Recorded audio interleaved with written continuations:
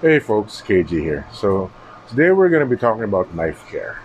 In my opinion, what I think are the essentials of taking care of your knife, keeping it clean, lubricated, and sharp. That way they're ready every time you need them. Alright, so if you like this video, please hit the like button below and subscribe to my channel so you get notifications when I get new content. Alright, so let's get to it.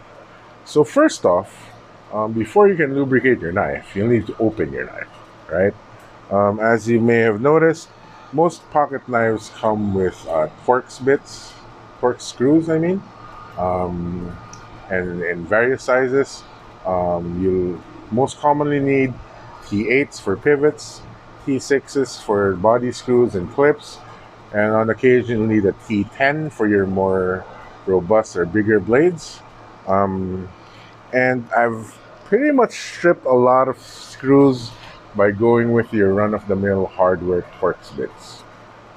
So I highly recommend that you invest in a quality Weha Torx set that'll be able to open up your knives without stripping your screw heads. Um, this one has all the sizes you'll need.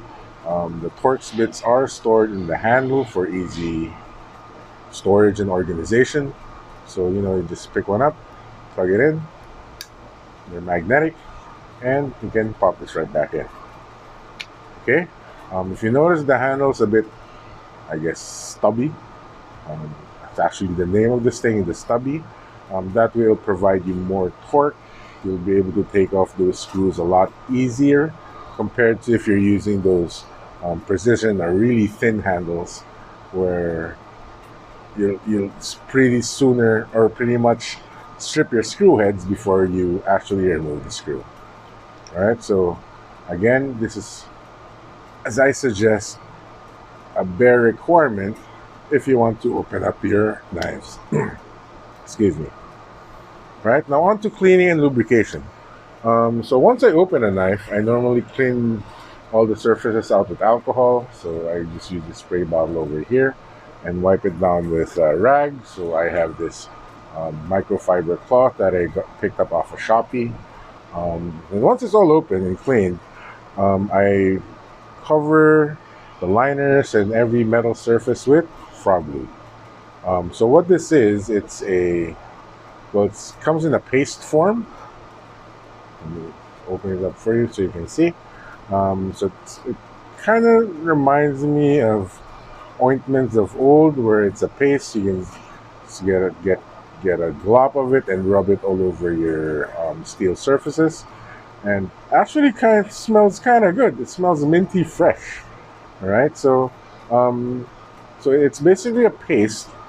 This was designed as a gun lubricant, so it will protect your steels against rust, corrosion, and clean it up as well.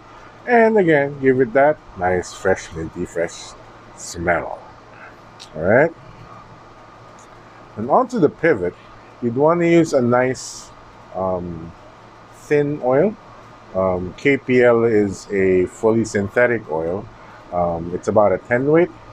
Again, it has a nice smell to it as well, and has a needle applicator on top, so you can drop 1 or 2 drops on the pivot, as well as your bearings or washers that your knife comes in.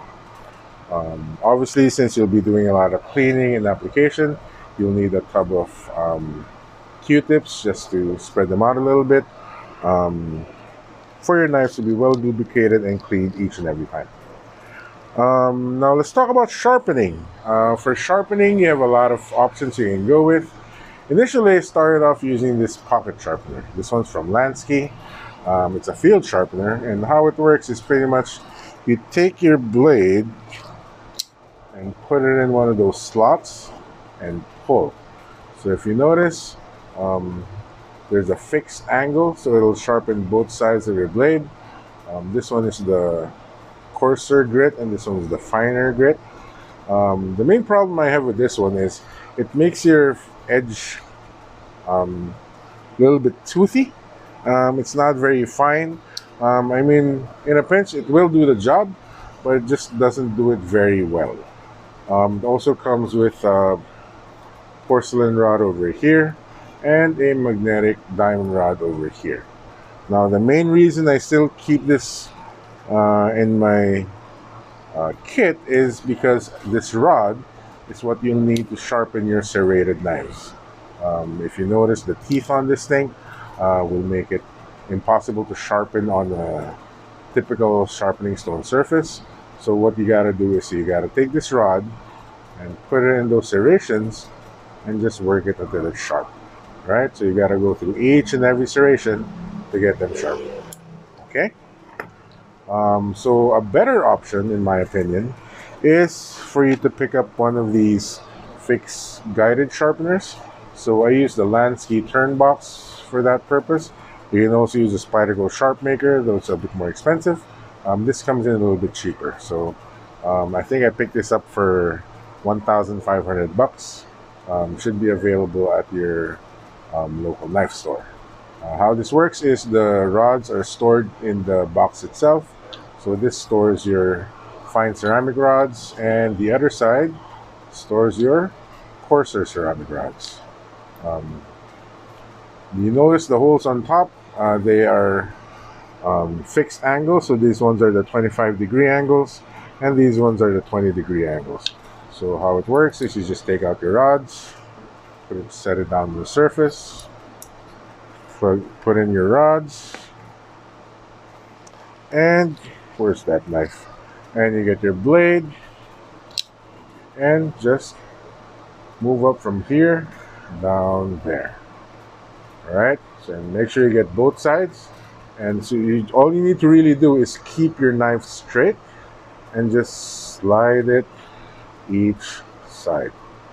Right, so that gives you a quick touch up, and it'll be able to sharpen your knives up to paper cutting sharpness.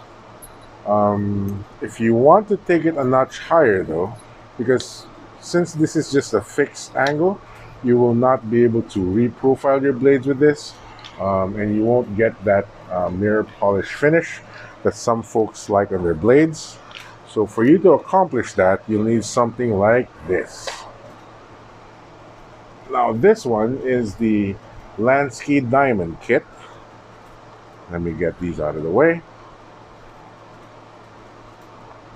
So what this is, it's a fixed angle sharpening system that comes with different grit levels. This is the stand. This is the clamp where you'll clip your knife onto. And these are your sharpening stones. It goes all the way from very coarse down to fine. So you need these stones when you're trying to reprofile your blade to a different angle, for example. And these will really eat up into your blade material. So be very careful and conservative when you're using these stones, as they will eat up a lot of material, guys. All right, so how these work is you get your clamp, and the clamp will have different angles up here. And then you pick up your guide rod,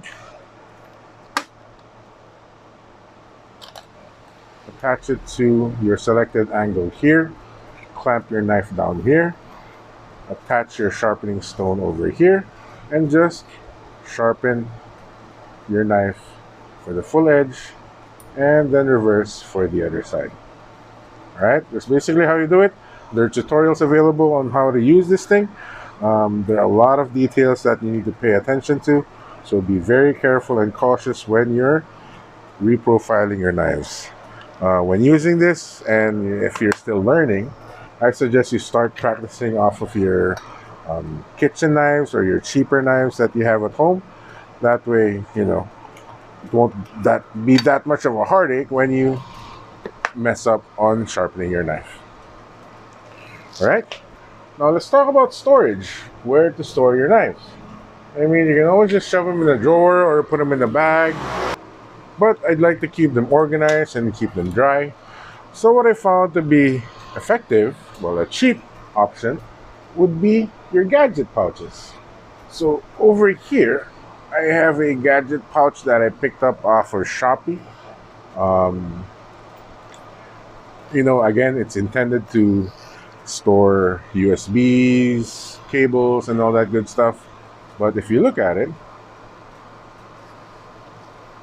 it works perfectly to store your knives. Right? So you can just shove them in on one of these slots. You can keep your other smaller knives in this pocket over here. I like to keep them with a little bit of silica gel on the side as well, just to try to keep it dry a little bit. And if you're wondering, the clip might be rubbing off of the scales of the other knives. So the pouch came with this, I guess, foam insert. So I just keep that in there. When I close it, you'll have that protection to prevent your knives from scratching up against each other. So yeah, really cheap option to store your knives. Cost me about $100 in Shopee or Lazada. So you can just pick one up when you need one. All right, that's all I got for you today. Hope you found this interesting, and take care. Bye-bye.